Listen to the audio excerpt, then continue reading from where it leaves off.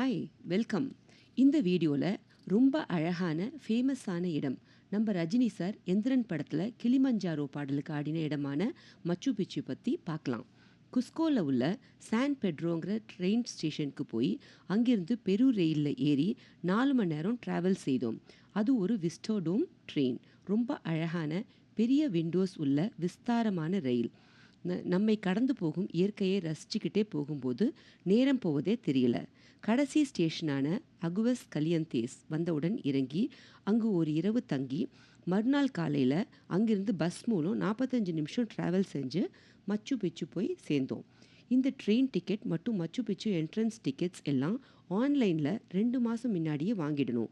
அங்கு டிக்கெட் வாங்காமல் வந்த பலர் துண்டு விரித்து அந்த குளிரில் என்ட்ரி டிக்கெட்டுக்காக படுத்திருப்பதை பார்த்தோம். அதனால் முதல்லையே டிக்கெட்ஸ்லாம் ஆன்லைனில் வாங்கிடுங்க. நுழைவு டிக்கெட்ஸ் 7 விதமாக இருக்குது. எல்லா டிக்கெட்ஸும் இன்கா இன மக்களின் கோட்டை என்ட்ரன்ஸ் வரை அலோவ் பண்ணுறாங்க. மற்ற இடங்களுக்கு தனித்தனியாக டிக்கெட் வாங்கணும்.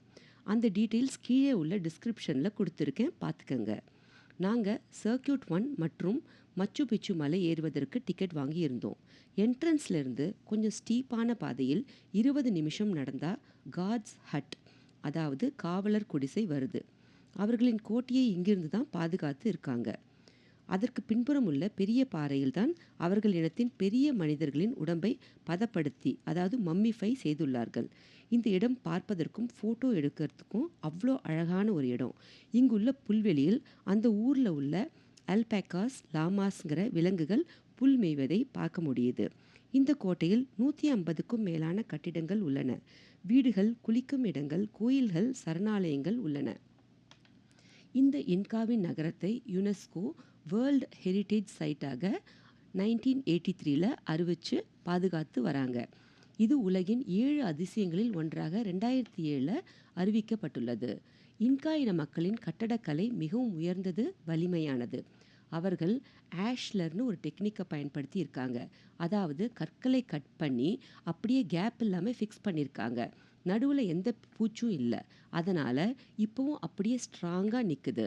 ஸ்பானிஷ் ஆர்மியால் அழிக்கப்படாத ஒரே சிட்டி இதுதான். மலைக்கு மேலே மறைவில் இருந்ததுனால அவங்களால கண்டுபிடிக்க முடியல.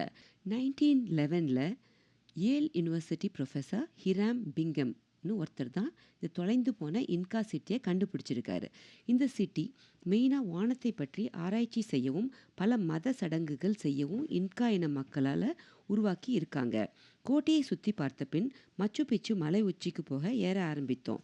கடல் மட்டத்திலிருந்து 10,042 அடி உயரம். மச்சு பிச்சு அப்படின்னா பழமையான மலைன்னு அர்த்தம். ரொம்ப கடுமையான மலைப்பாதை, ஆயிரக்கணக்கான கல்படிகள், நல்ல ஸ்டீப்பாக இருந்தது. மழை வேறு வழுக்கியது.